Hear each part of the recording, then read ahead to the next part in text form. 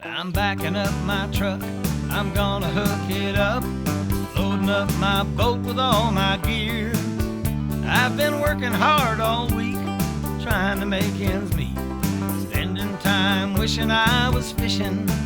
Well, Terry Wickstrom wants to take you fishing. Gather up your gear and come along. Well, Terry Wickstrom wants to take you fishing. This is Terry Wickstrom. Join Karen Cullum, Greg Claggio, and me as we take you to some of our favorite fishing spots from Colorado to Minnesota, the Arctic Circle to Central America and beyond. As we revisit episodes of Mountain States Fishing and Angling Adventures Television on the best of fishing with Terry Wickstrom.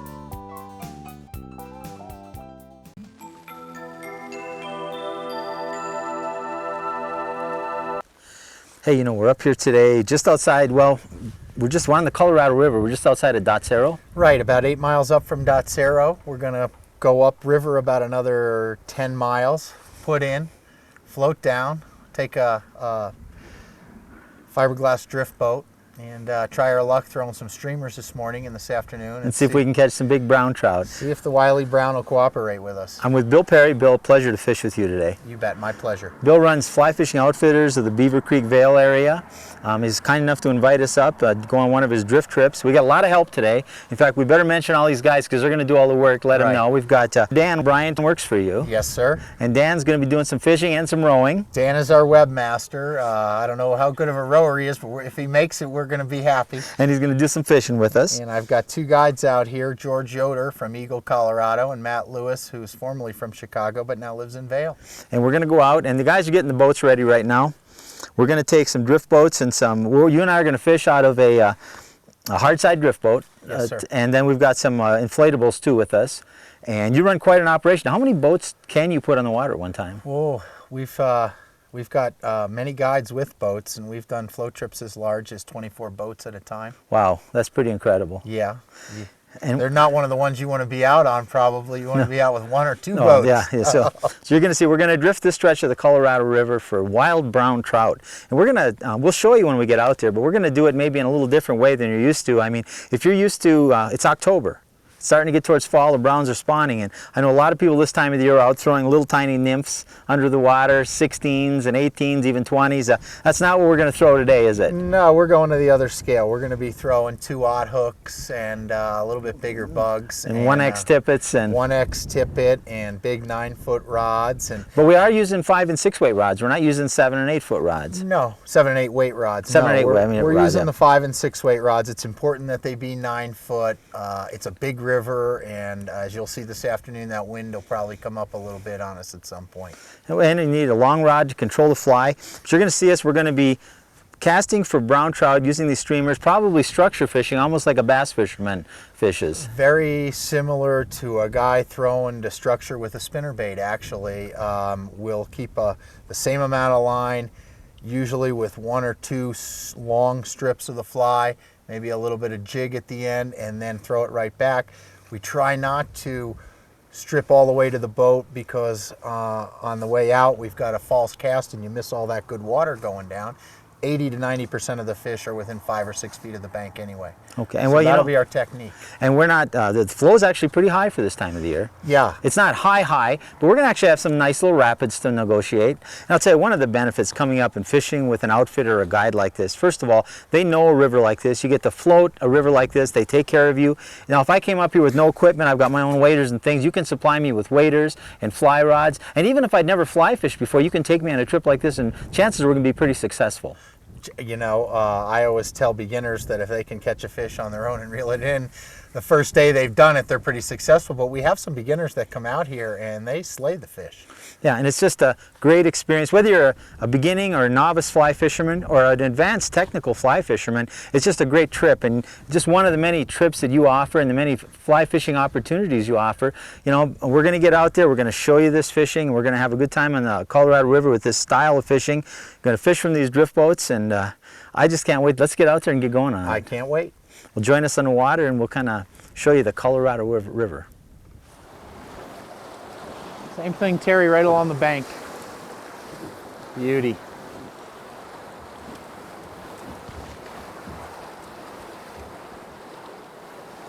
You're doing a great job working those streamers, Terry. Well, when we get a fish on, I'll believe you. Nice men, Dan. Nice job. Keep that up, you'll get some hits. Terry, right on that rock above I got a us. fish. Whoa, hey, you can't do that. Whoop, don't worry about reeling them just yet. You'll shake them off of there. I told you they like the high corners and banks here. I don't think he's real big, No. but he's You first put a fish. net on him? Oh, Oh, I said the four-letter word there, but You it's only said got net. 3. Net. He ran. first hookup though, first hookup. Well, I just cast into a rock and it broke off, so my friendly guide here, Bill, is going to re-rig, and we thought this would be a great time to show you the flies we're using. You know, a lot of times you'll see us fly fishing and we may be fishing nymphs, like little number 20 midges down below an indicator or something, but that's not the case today, is it, Bill? No, today we're using some big flies. It's the fall, and Go ahead and show them that. that is a size 2 tequila tied by a girl up in Jackson, invented by a girl up in Jackson named Ann Tequila. Most of our customers can't remember her name, and they call it the tequila, which works. Well, as long as they know, but I mean, we're talking, folks, big, ugly, woolly buggers with rubber legs, and we're not trying to imitate little tiny bugs coming off the water. We're looking for big fish eating big baits. Generally speaking, when you start streamer fishing, I like to start people with rubber legs. It shows them the action of the fly. Okay, when we pull and strip, we get a closing action on the legs. And when we stop the fly, it lights, and that's when the fish attack it. And the other thing here too, what we're fishing is, you're fishing 2 flies, and we're not fishing 7X tippet here either, folks. We're fishing, what kind of tippet and leader? We're using 1X Mirage fluorocarbon. And we're using 2 flies about 1.5 to 2.5 feet apart. Black, brown, vanilla are all good colors as far as the buggers go that we use. This is a special fly right here that we use this time of season. Again, it's got some rubber legs, but a brown body with a kind of a yellow grizzly hackle on it. So these are imitating what, sculpins and crayfish? Baby brown trout mostly, I believe. Baby brown trout. Yeah. Okay. But there are a lot of sculpins in the river, and there are a lot of young brown trout, and the fish this time of year get very territorial. You won't find little brown trout hanging next to their grandpas this time of year.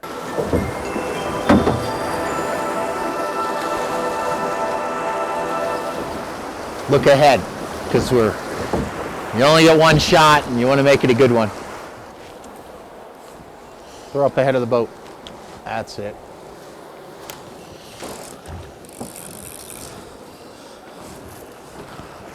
All right, Terry.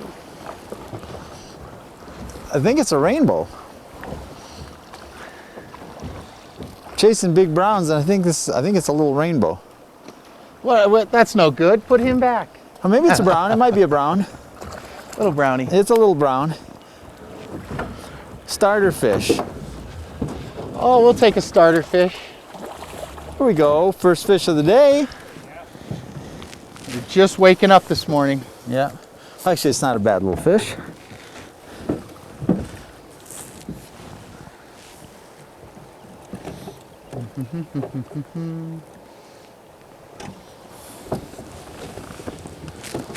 He took that vanilla Bugger. vanilla flavor. He likes vanilla. He was Little guy. actually We're it's gonna start small, work our way up, Terry. actually beautiful colors though in the fall with these browns. They're all wild here. All wild browns, nice fish. We'll get this one back in the water and go find his mom.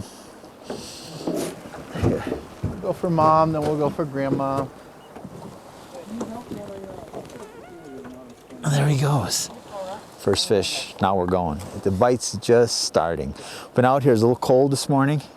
No bug activity. We expected it to start slow and pick up, and it's just starting to pick up, and I think it's going to really take off, so stay with us. We're gonna switch over to the right side here get a couple casts. When the water moves fast, your tendency in a boat is to want to cast faster. You need to slow down and be more accurate.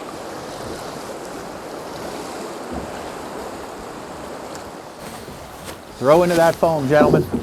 Right there, Terry. Short. Get ready, everybody. Got him? All right. Get Dan's ready. hooked up. It's a sure bet in here. All right, Dan's hooked up. Big one, Dan, or? No. They're all good. Terry, you got to look up to get a good cast in. See if we can get two on. Just hang tight, Danny. Oh, there he is. Oh, I missed him. Had a chance for the double. He hit it. You're going to get another chance up here in this foam coming up. If you could just hang with him until the foam, that'd be great. Now, remember, we're trying to throw in that foam and pull back against it with the current. That's almost a given right there. Get down to your fly.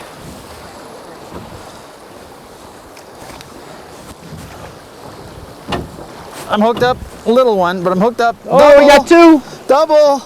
Oh, mine's off. Oh. Mine's off. All right, let's net yours, Danny. Surf them. It's a nice fish, Dan. All right. Nice little brown. Oh yeah. Let me It's get. about average. Let me get out of the sunlight. so we 13, 14 incher. can- Nice fish. Way to go. We had a double on with this one. Dan landed his. I lost mine. I told you the fishing was going to pick up, and it has. Way to go. And he goes. There we go. Good fish. Good job, sir.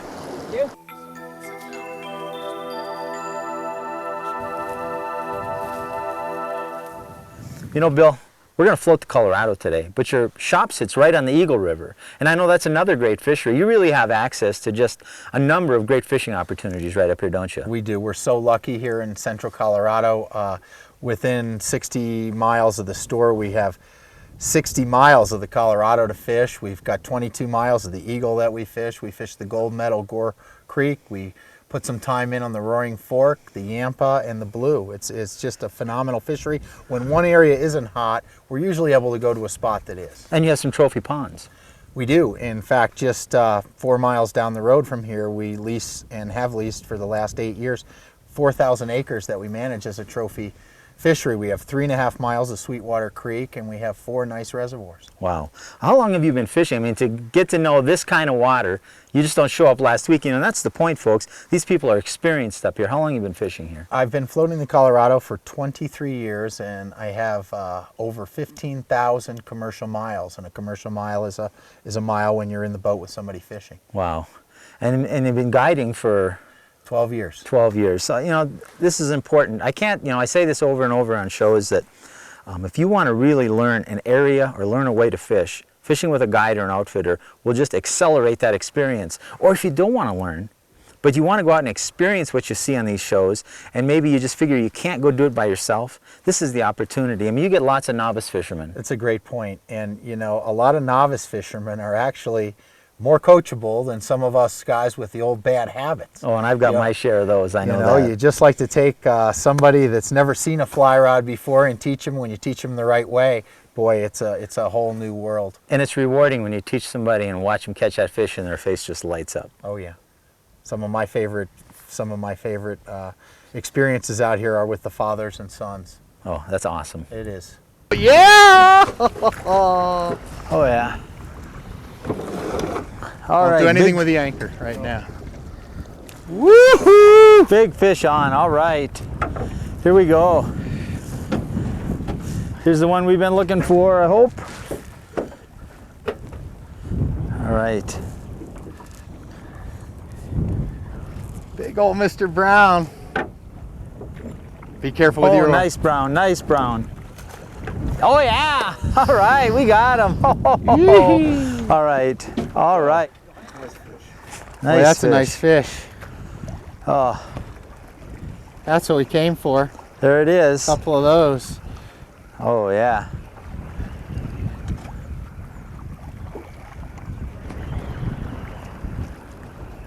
Tell you, wind and sunshine and not the best conditions, but the fishing is still great. That's All awesome. right, buddy. I was gonna say, I bet you don't get to fish that often when you're guiding. I don't. You know what we did? We switched up. I'm very happy and excited now, I'll tell you that. Bill was rowing for Doesn't us take much. the first half of the day. I hooked up some fish, and fishing's been tough today. We're catching a lot of fish, but I said, you know what, why don't you show me how to do it, and we'll get another rower in here. We've been switching up different guys in different boats, and sure enough, he hooked the big one. Oh yeah. Oh, nice brown. Nice brown. Anchor up, Lou. Put your anchor down, baby. There you go. Just let Terry know that. You ready? Ready, here we go. He's on the front fly. Whoa. Here he comes. Lunge Ready? at it, Lou. Ready? Ready, here we go. There you go, buddy. There we go. All right, Terry. All right. Boy, he hit the second you threw that in, didn't he? Oh, it drifted was- for just a few seconds. That was a and great strike, boy. It's beautiful. Really. He came up and he just exploded out of the water out of it. Mouthful of moss, hit the front fly, the big gaudy one that we use for an attractor. Beautiful, beautiful brown. And this is why you come and drift the Colorado River with these guys. I mean, talk about fun. I mean, the anticipation, every cast, you're waiting and waiting, and all of a sudden just boom, these beautiful browns like that explode right out of there.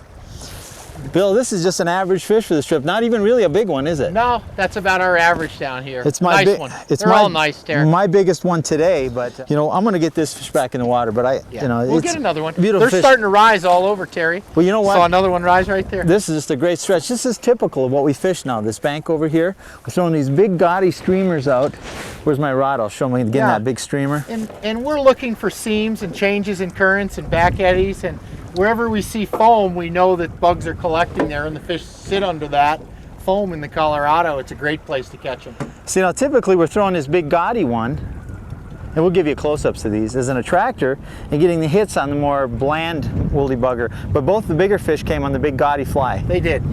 It just shows you, you know, just a lot of people would have trouble throwing a fly like that, having faith in it. It just looks like it's too much. For trout, they would, but if you've been out with me on a cloudy day out here, you'd be happy to throw one of those things. Average day, a guy comes down here, how many fish can he expect to catch? You know, it really depends on the weather. You know, a good angler can knock down 20 to 30 fish with not a problem on most days. On a real bright, windy day like today, I'd say 10 fish a piece would be about average. Yeah, a little tougher conditions, but we're Generally, having they're big, so it's enough to get you coming out here again. Well, I'll tell you, when that one's got me going, let's go back and get a couple more, and I just... I'm going to beat you to it. No, well, let's see what happens there. Now the gauntlet's been laid down.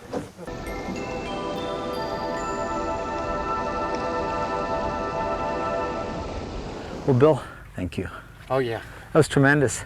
Great day. You know, before we go, I want to say thanks to your crew, too. We had guys from your store. We had, you know, we switched some guys from boat to boat, did a little different fishing, but you guys didn't see the work that went into today because we had to have camera boats and people rowing, and a lot of guys volunteered just to row on this trip, and we did all the hard work. In fact, you started out rowing. Oh, yeah. I don't know how you let me off the hook, but I'm glad you did. Well, I imagine most of the time when you guide, you don't get to fish much. No, none of our guides really fish. Even if the client insists, we try to you know, do something to enhance their day, whether instruction-wise or try to go find fish. But we don't fish usually. I'll tell you what, it's just right here, Fly Fishing Outfitters. They're in Avon, Colorado. We're going to put it up on the screen too, but it's 970-476-FISH. We'll put that number up on the screen. It's in Avon, Colorado. People could probably drop in. How far in advance do you usually need to book with you? Because we're a resort area, we have bookings same day, but the more time that we can plan for the trip, the better job we can do. Right. This time of year, we have a lot of people coming up from the Front Range that come up on weekends. It's a phenomenal time. This is about 45 minutes where we are here from the store.